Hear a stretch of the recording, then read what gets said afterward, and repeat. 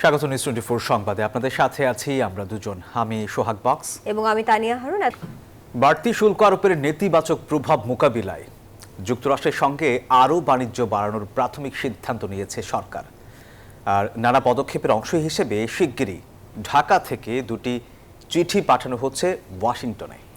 মার্কিন শুল্ক আরোপ নিয়ে সচিবালয়ে ব্যবসায়ীদের সঙ্গে উচ্চ পর্যায়ের বৈঠক শেষে এসব কথা জানান সরকারের দায়িত্বশীলরা। যুক্তরাষ্ট্রের সিদ্ধান্তে শ্রমিকদের মজুরির ওপর কোনো প্রভাব যাতে না পড়ে সেই বিষয়ে সতর্ক থাকতে বলেছেন তারা।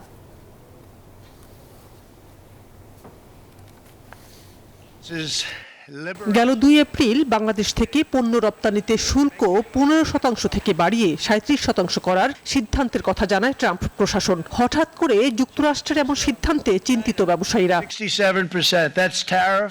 পরিস্থিতি মোকাবেলায় রোববার বিকেলে সচিবালয় অর্থ উপদেষ্টার নেতৃত্বে জরুরি বৈঠক করা হয়, যেখানে পরিকল্পনা, বাণিজ্য এবং বিদ্যুৎ উপদেষ্টা ছাড়াও প্রধান উপদেষ্টার কার্যালয়ের একটি উচ্চ পর্যায়ের টিম এবং ব্যবসায়ী নেতৃবৃন্দ উপস্থিত ছিলেন। প্রায় 1 ঘন্টার বৈঠক শেষে অর্থ উপদেষ্টা বলেন, নেতিবাচক প্রভাব কমাতে যুক্তরাষ্ট্রের সাথে আরও বাণিজ্য বাড়ানোর প্রাথমিক সিদ্ধান্ত নেওয়া হয়েছে। ইউএস এর সাথে এবং বাংলাদেশের যে ব্যবসা বাণিজ্য আমরা প্রসার ঘটাবো, এবং এই জন্য যদি আমাদের আমেরিকা থেকে আমাদের দরকারি কোনো কিছু ইম্পোর্ট করতে হয়, অনেক কিছু এলএনজি এবং জিনিস আমরা ইম্পোর্ট করবো, সো দ্যাট তাদের সাথে আমাদের বাণিজ্যিক সাথে সম্পর্ক আরেকটু দৃঢ় হয়। আর আমাদের এখান থেকে যারা ইম্পোর্ট এটা আমরা করবো। আমেরিকানরা মনে করে যে বাংলাদেশের প্রোডাক্ট অনেক বেটার অন্য দেশের তুলনায়, সেটাকে আমরা আরো এফিসিয়েন্সি বাড়াবো প্রাইভেট সেক্টরে। বাণিজ্য উপদেষ্টা জানান, পণ্যের ট্যারিফ এবং নন ট্যারিফের বিষয়টি পুনর্মূল্যায়ন করা হবে, ঘটানো হবে রপ্তানি পণ্যের বিস্তার। আর পরিকল্পনা উপদেষ্টা বলেন, এই সিদ্ধান্তে শ্রমিকদের মজুরির উপর যাতে প্রভাব না পড়ে সেদিকে সতর্ক থাকতে হবে। আমরা এইটুকু জানি যে আমাদের দিক থেকে আমরা কিন্তু অন্তত যে শ্রমিকের মজুরির ক্ষেত্রে একদমই সর্বনিম্ন জায়গায় আসছি, এর থেকে আর কমানো যাবে না এখানে। কাজেই এই বাড়তি করের বোঝা কিন্তু অন্য জায়গাতেই শিফট হবে। আমাদের ট্যারিফ রিলেটেড বা মানে নন ট্যারিফ ব্যারিয়ারের যে প্রতিবন্ধকতাগুলো রয়েছে, যেগুলো আমাদের বাণিজ্যের জন্য সহায়ক, আমরা সেইগুলোকে রহিত করা বা পুনর্মূল্যায়ন করার একটা পদক্ষেপগুলো নিচ্ছি। ব্যবসায়ীদের আশা, বাংলাদেশ সরকারের তাৎক্ষণিক প্রচেষ্টায় এই সিদ্ধান্ত থেকে সরে আসবে যুক্তরাষ্ট্র। ব্যবসায়ী সম্প্রদায় আমাদের একটা স্বস্তির জায়গা আজকে তৈরি হয়েছে যে সরকারের যে সুনির্দিষ্ট একটা পরিকল্পনা আছে এবং সেটা একটা টাইম বাউন্ড পরিকল্পনা। অপরচুনিটি আমাদের সামনে রয়েছে। বাংলাদেশ থেকে অনেক সময় মনে করা হয় যে গার্মেন্ট বোধহয় একমাত্র প্রোডাক্ট যেগুলো আমাদের এক্সপোর্ট বাস্কেটে রয়েছে, এটা ঠিক তা না। পরে প্রধান উপদেষ্টার প্রেস সচিব জানান, আগামী 48 ঘন্টার মধ্যে সরকারের পক্ষ থেকে এসব সিদ্ধান্ত জানিয়ে দুটো চিঠি যাবে ট্রাম্প প্রশাসনের কাছে। 2টা চিঠি আগামী 48 ঘন্টার মধ্যে যাবে। একটা চিঠি যাবে আমাদের চিফ অ্যাডভাইজারের তরফ থেকে আমেরিকার প্রেসিডেন্ট ডোনাল্ড ট্রাম্পের কাছে, আর আরেকটা চিঠি যাবে আমাদের কমার্স অ্যাডভাইজারের তরফ থেকে ইউএসটিআর এর কাছে। যুক্তরাষ্ট্রের সাথে ব্যবসা বাণিজ্যের বাধাগুলো দূর হয়ে শুল্কের বিষয়ে তারা যাতে পুনর্মূল্যায়ন করে সেসব উল্লেখ থাকবে এই চিঠিতে, বলেন প্রেস সচিব। আমাদের অ্যাডভাইজাররা এবং Shahnaz Yasmin, news 24, Dhaka. Thank you. যুক্তরাষ্ট্রের অতিরিক্ত শুল্ক আরোপ বাংলাদেশের জন্য নতুন সম্ভাবনা তৈরি করেছে মনে করছেন বাংলাদেশ বিনিয়োগ উন্নয়ন বোর্ড বিডার নির্বাহী চেয়ারম্যান চৌধুরী আশিক মাহমুদ বিন হারুন। এ ব্যাপারে নির্ভর থাকার পরামর্শ দিয়েছেন তিনি। এই এডিশনাল পুশটা আমাদের জন্য আসলে একটা খুবই বেনিফিশিয়াল আউটপুট। আমি মনে করি যে এই মোমেন্টামের উপর বেস করে আমরা অনেকগুলো রিফর্ম আসলে আমাদের বিনিয়োগ ব্যবস্থার মধ্যে করে ফেলতে পারবো, সেটা আমাদের জন্য আসলে ভালোই হবে। এটার মধ্যে নেগেটিভিটি আমি একদমই কিছু দেখি না। এই অপরচুনিটিকে ইউজ করে আমি মনে করি যে আমাদের আসলে ওভারঅল ইনভেস্টমেন্ট ক্লাইমেটে একটা সিগনিফিক্যান্ট প্রোগ্রেস আনা সম্ভব। ট্রাম্প প্রশাসনের বাড়তি শুল্কের প্রতিবাদ ও সামাজিক নিরাপত্তার দাবিতে বড় ধরনের বিক্ষোভ দেখল যুক্তরাষ্ট্র। এ সময় তারা মার্কিন প্রেসিডেন্ট ডোনাল্ড ট্রাম্প ও ইলন মাস্কের বিরুদ্ধে ক্ষোভ জানান। তাদের অভিযোগ, প্রেসিডেন্টের নির্বাহী ক্ষমতার যথেচ্ছ ব্যবহার করছেন মার্কিন প্রেসিডেন্ট। দ্বিতীয় মেয়াদে ক্ষমতায় আসার পর একদিনে সবচেয়ে বড় বিক্ষোভের মুখে পড়লেন ডোনাল্ড ট্রাম্প। আন্দোলনের উত্তাপ ছড়িয়েছে ইউরোপের বিভিন্ন দেশেও। শনিবার ওয়াশিংটনের মেঘাচ্ছন্ন আকাশ ও হালকা বৃষ্টির মধ্যেও ট্রাম্প বিরোধী প্রতিবাদে অংশ নেন হাজার হাজার মানুষ। বেশ কিছু সংগঠন অংশ নেয় ওয়াশিংটনের ন্যাশনাল মলে। ওয়াশিংটন ছাড়াও অসংখ্য মানুষ বিক্ষোভ করেন নিউ ইয়র্ক ও লস এঞ্জেলেসে। শুল্ক নীতির আড়ালে নিজেদের কর্তৃত্ববাদী রূপের বাস্তবায়ন করার চেষ্টা করছে ট্রাম্প প্রশাসন, এমনটাই অভিযোগ বিক্ষোভকারীদের। শিক্ষক, শিল্পী, বিজ্ঞানী সহ সাধারণ গৃহিণীরাও অংশ নিয়েছিলেন এই বিক্ষোভে। এই শুল্ক নীতি শুধু আন্তর্জাতিক সম্পর্ক নয়, খাদ্য, প্রযুক্তি ও জ্বালানির দামকেও প্রভাবিত করছে বলে মত তাদের। শনিবারের এই বিক্ষোভের নামকরণ করা হয়েছে হ্যান্ডস অফ। যুক্তরাষ্ট্র ছাড়িয়ে ইউরোপের বিভিন্ন দেশেও ছড়িয়ে পড়েছে ট্রাম্প বিরোধী বিক্ষোভ। যুক্তরাজ্যের লন্ডন, ফ্রান্সের প্যারিস, জার্মানির ফ্রাঙ্কফুর্ট ও বার্লিনেও প্রতিবাদ করেছে শত শত মানুষ। বিশ্লেষকদের মতে নতুন বিভাজনের সূত্র হয়ে দাঁড়াচ্ছে যুক্তরাষ্ট্রের একতরফা শুল্ক আরোপ। ট্রাম্পের এই নীতির প্রতিবাদ এক বৈশ্বিক প্রতিরোধের রূপ ধারণ করতে পারে বলেও আশঙ্কা তাদের। Desk report, news 24। কাল থেকে ঢাকায় শুরু হচ্ছে 4 দিন ব্যাপী বিনিয়োগ সম্মেলন। অংশ নেবেন 40টি দেশের প্রতিনিধিরা। এর মাধ্যমে দেশি বিদেশি বিনিয়োগকারীদের মধ্যে সেতু বন্ধন তৈরি হবে বলে আশা করছে সরকার। রোববার সংবাদ সম্মেলনে এসব তথ্য জানানো হয়। সম্মেলনে এবার আমন্ত্রণ জানানো হয়েছে 3টি রাজনৈতিক দল, বিএনপি, জামাত এবং এনসিপিকে। বিগত সরকারের শাসনামলে দেশের অর্থনীতিতে যে ক্ষত তৈরি হয়েছে তা পুনরুদ্ধারে কাজ করছে অন্তর্বর্তী সরকার। নানামুখী পদক্ষেপের অংশ হিসেবে সোমবার থেকে প্রথমবারের মতো ঢাকায় শুরু হচ্ছে বাংলাদেশ ইনভেস্টমেন্ট সামিট 2025। এই সামিটে যুক্ত হবেন দেশি বিদেশি বিনিয়োগকারী, ব্যবসায়ী, রাজনৈতিক নেতৃবৃন্দ সহ বিভিন্ন দেশের রাষ্ট্রদূত ও প্রতিনিধিরা। এই সম্মেলন বাংলাদেশের বিনিয়োগে নতুন পাইপলাইন তৈরি করবে বলে আশা সরকারের। আমরা যদি ইনভেস্টরদেরকে ফিজিক্যালি নিয়ে আসতে পারি বাংলাদেশে, তাহলে তারা প্রথমবার যখন বাংলাদেশকে এক্সপিরিয়েন্স করে, বাংলাদেশের মানুষের সাথে ইন্টারঅ্যাক্ট করে, তখন তাদের কাছে মনে হয় যে না, এই দেশে আসলে ইনভেস্ট করা যাবে। রোববার দুপুরে ফরেন সার্ভিস একাডেমিতে এক সংবাদ সম্মেলনে বিডা ও বেজার নির্বাহী চেয়ারম্যান জানান, এই সম্মেলনে অংশ নেবে 40টি দেশের বিনিয়োগকারীরা, যেখানে থাকবে চীনের পাওয়ার চায়না ও আমেরিকার এক্সিলারেট এনার্জির মতো প্রতিষ্ঠানও। সম্মেলনে আইএলও ও নাসার সঙ্গে চুক্তি হবার সম্ভাবনাও আছে। তো আইএলওর সাথে আমরা এরকম একটা দ্বিপাক্ষিক চুক্তি স্বাক্ষর করার চিন্তা করছি, তার সাথে আরো বেশ কিছু মাল্টিল্যাটারাল ওটার মধ্যে ইনভলভ থাকবে।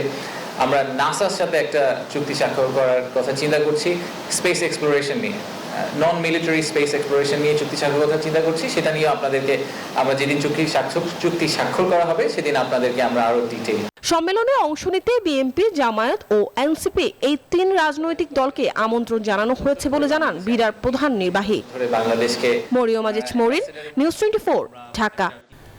জুলাই আন্দোলনের সময় মারধর ও হত্যা চেষ্টার মামলায় আওয়ামী লীগ সমর্থক 71 আইনজীবীকে জামিন না দিয়ে কারাগারে পাঠিয়েছেন আদালত। নারী ও অসুস্থ বিবেচনায় জামিন পেয়েছেন 10 জন। রোববার সকালে ঢাকা মহানগর দায়রা জজ আদালতে আত্মসমর্পণ করে জামিন চান মোট 94 জন আইনজীবী। তাদের মধ্যে 81 জন রোববার আদালতে হাজির হন।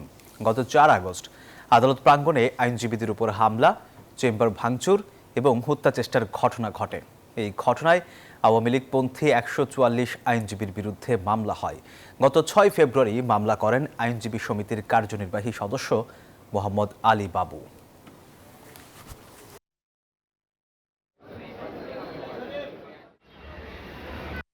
আদালত জামিন নামঞ্জুর করার সময় বলেছিলেন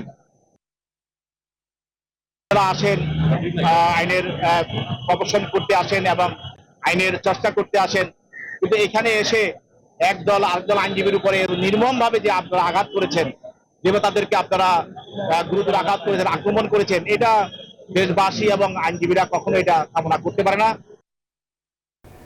জুলাই গণহত্যার 2টি মামলার আনুষ্ঠানিক অভিযোগপত্র দেয়া হবে এই মাসে। এর মধ্যে একটি মামলার আসামি সাবেক প্রধানমন্ত্রী শেখ হাসিনা। রোববার সাংবাদিকদের কথা জানান আন্তর্জাতিক অপরাধ ট্রাইব্যুনালের চিফ প্রসিকিউটর তাজুল ইসলাম। তিনি জানান 3টি মামলার তদন্ত প্রতিবেদন হাতে এসেছে। এগুলো যাচাই বাছাই করা হচ্ছে। ট্রাইব্যুনাল নিয়ে ষড়যন্ত্র হচ্ছে বলেও মন্তব্য করেন তিনি। জুলাই আন্দোলনে প্রাণহানি প্রায় 1,500 মানুষের, বেশিরভাগই শিক্ষার্থী ও শিশু। এসব ঘটনায় মানবতা বিরোধী অপরাধের অভিযোগ উঠেছে সাবেক প্রধানমন্ত্রী শেখ হাসিনা সহ আওয়ামী লীগের নেতাকর্মী ও আইন শৃঙ্খলা বাহিনীর অনেক সদস্যের বিরুদ্ধে। রোববার দুটি মামলার শুনানি ছিল আন্তর্জাতিক অপরাধ ট্রাইব্যুনালে। শুনানি শেষে সাংবাদিকদের সঙ্গে কথা বলেন চিফ প্রসিকিউটর তাজুল ইসলাম। জানান এ মাসেই দুটি মামলার আনুষ্ঠানিক অভিযোগপত্র দাখিল করা হবে, শুরু হবে বিচার কাজ। শেখ হাসিনার বিরুদ্ধে যেটা মানবতা বিরোধীর কমান্ড রেসপন্সিবিলিটির মামলা, সেটারও ড্রাফটটা আমাদের হাতে এসেছে, যেটার আরও ফার্দার কাজ চলছে। খুব সহসাই দুটো চূড়ান্ত রিপোর্ট আমরা পাবো এবং এই মাসের মধ্যে অন্তত দুটো মামলার ফর্মাল চার্জ হয়তো দাখিল করা সম্ভব হবে। আয়নাঘর খ্যাত বন্দিশালা পরিদর্শনে গিয়ে বোমা ঝুঁকিতে পড়ার কথা জানান চিফ প্রসিকিউটর। বলেন ট্রাইব্যুনাল নিয়ে বহুমুখী ষড়যন্ত্র চলছে। তিনটা জটিলতম গুমের সেন্টার আয়নাঘর আমাদের এই ইনভেস্টিগেটররা তদন্ত করেছেন, আবিষ্কার করেছেন। সেখানে বোমা ফিট করা ছিল, সেই বোমাগুলোর সাথে টাইমার সেট করা ছিল। আমাদেরকে অ্যাপারেন্টলি বোঝা যায় যে এই ইনভেস্টিগেশন করতে যারা গিয়েছেন তাদেরকে হত্যা করারও চেষ্টা করা হয়েছিল এবং তারা যে ষড়যন্ত্রগুলো করছে, ট্রাইব্যুনালের তদন্ত সংস্থা প্রসিকিউশন এই ব্যাপারে সম্যক অবহিত এবং তাদের অনেককে চিহ্নিত করা হয়েছে।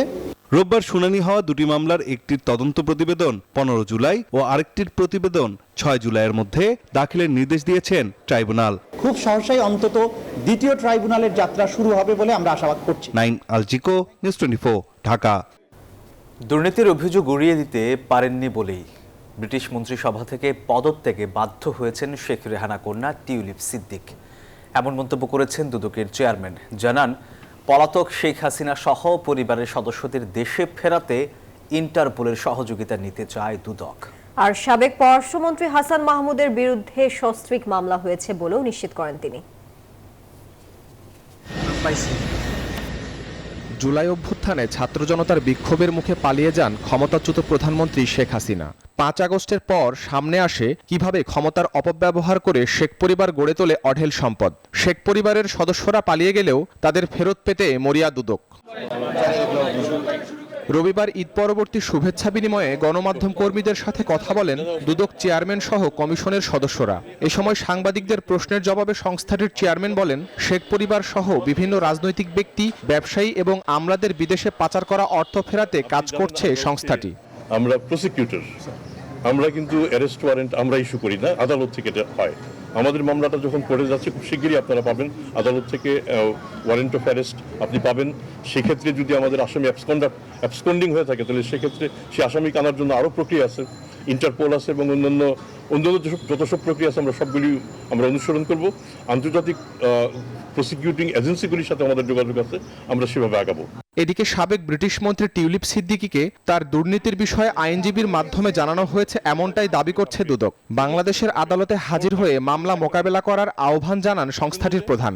দুর্নীতি দমন কমিশন তার আইনজীবীকে এবং আইনজীবীর মাধ্যমে মিস টিউলিপ সিদ্দিকীকে ইতিপূর্বেই জানিয়ে দিয়েছে সম্পূর্ণভাবে দালিলিক প্রমাণের উপর ভিত্তি করেই আদালতে দুর্নীতির চার্জশিট দাখিল করা হয়েছে। আদালতে হাজির হয়ে তারা যেন অনুগ্রহ করে এই অভিযোগের মোকাবেলা করেন।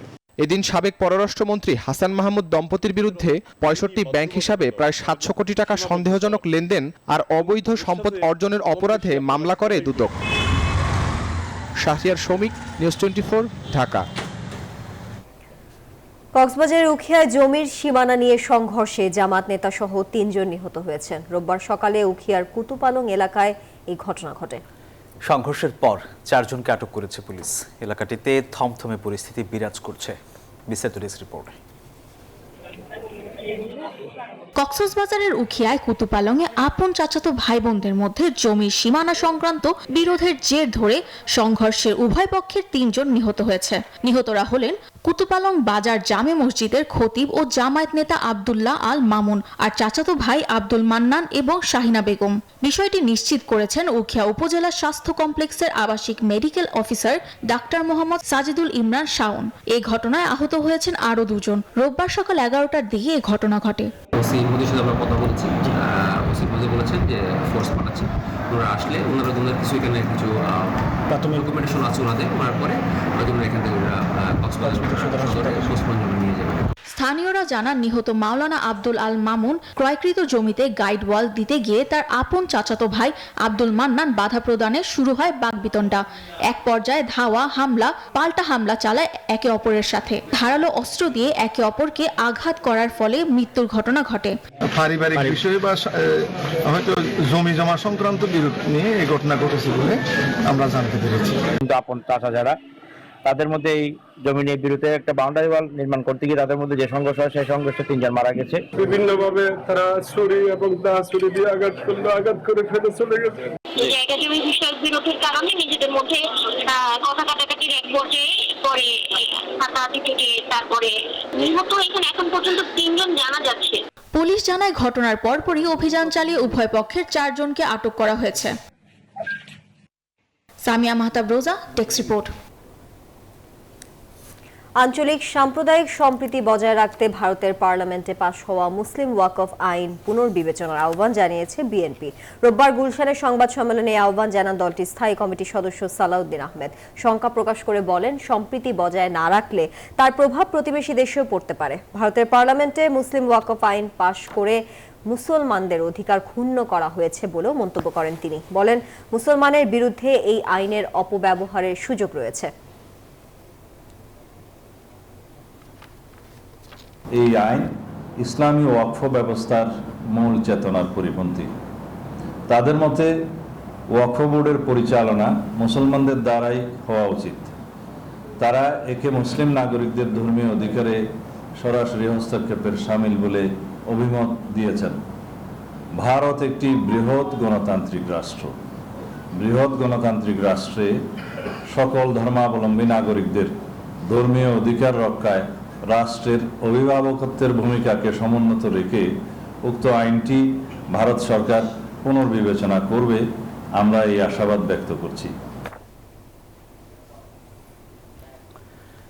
ভারতের নরেন্দ্র মোদী সরকার মুসলিম বিরোধী আরও একটি পদক্ষেপ নিয়েছে বলে মন্তব্য করেছেন আইন উপদেষ্টা ডক্টর আসিফ নজরুল। রোববার ফেসবুকে নিজের ভেরিফাইড পেজে এক পোস্টে তিনি এই মন্তব্য করেন। আইনটিতে মুসলমানদের ওয়াকফ সম্পত্তি পরিচালনা বোর্ডে অমুসলিমদেরও রাখা হচ্ছে। এর মাধ্যমে এসব সম্পত্তিতে ভারত সরকারের সরাসরি খবরদারিত্বের বিধান করা হচ্ছে বলে ফেসবুক পোস্টে মন্তব্য করেন আইন উপদেষ্টা।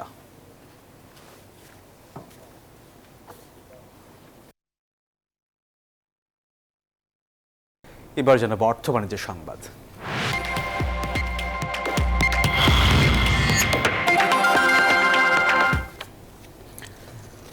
লক্ষ্যমাত্রা ছাপিয়ে রেমিটেন্সের রেকর্ড। পবিত্র রমজান ও ঈদ ঘিরে $329 কোটি রেমিটেন্স পাঠিয়েছে প্রবাসীরা, যা গেল বছরের একই সময়ের চেয়ে প্রায় 68% বেশি। আর ছুটি শেষে প্রথম কর্মদিবসে এই তথ্য জানিয়েছে বাংলাদেশ ব্যাংক। এদিকে ঋণের চতুর্থ কিস্তি পেতে আইএমএফ এর প্রতিনিধিদের সঙ্গে বৈঠক হয়েছে। এই মাসেই আরও 3টি বৈঠক করবে কেন্দ্রীয় ব্যাংক। বাংলাদেশের অর্থনীতির অন্যতম সূচক রেমিটেন্স। ডলারের চাহিদা মেটানোর পাশাপাশি এই আয় ঋণ পরিশোধ ও রিজার্ভ বাড়াতেও সাহায্য করে। গত 15 বছরে মাসের হিসাবে প্রবাসী আয় সীমাবদ্ধ ছিল $2 থেকে $2.5 বিলিয়ন আশেপাশে। দেশের পট পরিবর্তনের পর এই প্রবাহ বেড়েছে। গত ডিসেম্বরে ছিল সর্বোচ্চ $263 কোটি। গত মাসে সেই রেকর্ডও ছাপিয়ে গেছে, এসেছে $329 কোটি। রেমিটেন্স প্রথমবারের মতো 3 বিলিয়নের যে মাইলস্টোন সেটা আমরা টাচ করতে পেরেছি। এখন থেকে আমরা যাই কল্পনা করব ওটাকে সামনে রেখে আমরা সব ধরনের টার্গেট ফিক্স আপ করব। ওইটা আমাদের বেসলাইন হয়ে গেল। হুন্ডি নিয়েও সতর্ক করেছে বাংলাদেশ ব্যাংক। মুখপাত্র জানান, হুন্ডিতে অর্থ পাঠালে সম্পদ তৈরিতে সমস্যায় পড়তে হবে। সেই টাকা দিয়ে এখানে তাদের যারা রিলেটিভস থাকবে তারা কোনো স্থাবর সম্পত্তি ক্রয় করতে পারবে না। বিভিন্ন ধরনের এমবার্গো থাকবে, বিভিন্ন ধরনের ইনসেন্টিভও থাকবে। এই দুইটার দ্বারা তারা যাতে উদ্বুদ্ধ হয় এবং নেতিবাচক প্রক্রিয়া থেকে, দ্যাট ইজ হুন্ডির কাছ থেকে যারা নিজেদেরকে সরিয়ে আনে, সেই উভয় চেষ্টা কিন্তু প্রশাসন এবং বাংলাদেশ ব্যাংক যৌথভাবেই করছে। বিশেষজ্ঞরা বলছেন, রেমিটেন্সের চাঙ্গাভাব ধরে রাখতে নজর দিতে হবে দক্ষ শ্রমিক তৈরির কাজে। ফর্মাল চ্যানেলে অর্থ পাঠাচ্ছে তাদের জন্য সামাজিক নিরাপত্তা এবং অন্যান্য যে সুবিধা সেগুলোর ব্যবস্থা করা। আর দ্বিতীয় হচ্ছে এই হুন্ডির চক্রকে কিভাবে নিরসন করা যায়, তাদেরকে কিভাবে আসলে এই নিরুৎসাহিত করা যায় সেটার জন্য ব্যবস্থা নিতে হবে। এইটা করতে পারলে আমি মনে করি যে আগামী দিনগুলোতে আমাদের যে রেমিটেন্স আরও বাড়বে। আরেকটা কাজ করতে হবে, সেটা হলো যে আমাদের স্কিলটা বাড়াতে হবে। এদিকে ঋণের চতুর্থ কিস্তি পেতে আইএমএফ এর প্রতিনিধিদের সঙ্গে বৈঠক করেছে কেন্দ্রীয় ব্যাংক। এ মাসেই আলোচনা হবে আরও 3 দফা। মিনা ফেরদাউস, নিউজ 24, ঢাকা। এবার জানাবো খেলার সংবাদ।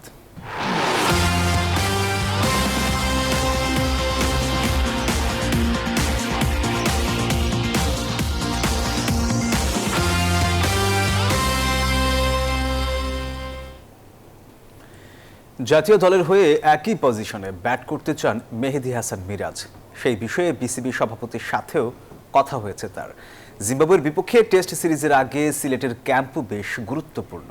এদিকে জাতীয় দলের হয়ে দুটি বিশ্বকাপ খেললেও এখনো ব্যাটিংয়ে ধারাবাহিক হতে পারেননি তানজিদ তামিম। জানালেন সেই বিষয় নিয়ে কাজ করছেন তিনি।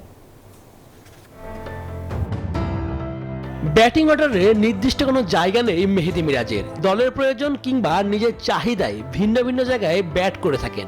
জাতীয় দলের হয়ে প্রায় 10 বছর খেললেও ব্যাটিং অর্ডারে নিজের এখনো জায়গা ঠিক হয়নি। এ বিষয় নিয়ে বিসিবির সভাপতি ফারুক আহমেদের সাথে কথা বলেছেন মিরাজ।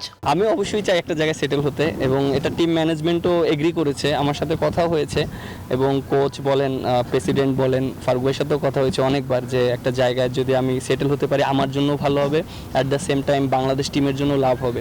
জিম্বাবুয়ের বিপক্ষে টেস্ট সিরিজ সামনে রেখে আগামী 11 এপ্রিল সিলেটে শুরু হবে টাইগারদের কন্ডিশনিং ক্যাম্প। শক্তি কিংবা সামর্থ্যে জিম্বাবুয়ের চেয়ে এগিয়ে টাইগাররা। আবার তাদের বিপক্ষে সিরিজ জিতলেও সেটি নিয়ে খুব একটি উচ্চবাচ্য হয় না, কিন্তু হারলেই শুরু হয় নানা সমালোচনা। এ বিষয়েও জবাব দিলেন এই অলরাউন্ডার। ইন্টারন্যাশনাল ম্যাচ কিন্তু সবসময় টাফ হয়, আপনি যে টিমের সাথেই খেলেন না কেন, আর বড় টিম ছোট টিম এরকম না, পারফর্ম করলে অ্যাট দ্য সেম টাইম কিন্তু আপনার ইন্টারন্যাশনালি কাউন্ট হবে। এই সিরিজেও অনেক ইয়াং প্লেয়ারদের অপরচুনিটি হবে, but at the same time তাদের পারফর্ম করাটা খুব ইম্পর্টেন্ট। কারণ আপনি দেখেন যে আমাদের মোস্ট যারা সিনিয়র প্লেয়ার তারা কিন্তু অলরেডি রিটায়ার্ডে চলে গেছে, এবং আস্তে আস্তে দায়িত্বটা আমাদের নিতে হবে। তামিম ইকবাল জাতীয় দল থেকে অবসরের পর রঙিন পোশাকে এখন নিয়মিত তানজিদ তামিম। এরই মধ্যে 3টি আইসিসি ইভেন্ট খেলেছেন, তবে ধারাবাহিক না হতে পারার দায় নিজের উপরই নিয়েছেন ছোট তামিম। অনেক সময় দেখবেন যে ইনিংস শুরু করাটা অনেক ডিফিকাল্ট সব ব্যাটসম্যানদের জন্য, সেখানে আমি ওটা ভালোভাবে শুরু করতে পারছি, বাট মাঝখানে হয়তো বা আমি সেটা ক্যারি করতে পারতেছি না। তো আমি মনে করি যে এখানে আমার রেসপন্সিবিলিটিস কিছুটা অভাব রয়েছে, তো আমি এখন থেকে চেষ্টা করব এবং ডিপিএলও চেষ্টা করতেছি যাতে আমার রেসপন্সিবিলিটিস কীভাবে নিয়ে টিমকে হেল্প করতে পারি। তো আশা করি এখান থেকে জিনিসটা নিয়ে পরবর্তীতে কাজে লাগবে। টাইগারদের সামনে ব্যস্ত সূচি, তার আগে পূর্বের ভুল ত্রুটি থেকে শিক্ষা নিতে হবে, তবেই বাংলা ক্রিকেটে ফিরবে সোনালী সময়। শুভদেবনাথ, নিউজ 24, ঢাকা। নিউজ 24 সংবাদ এখন এ পর্যন্তই। এতক্ষণ সাথে থাকার জন্য ধন্যবাদ সবাইকে।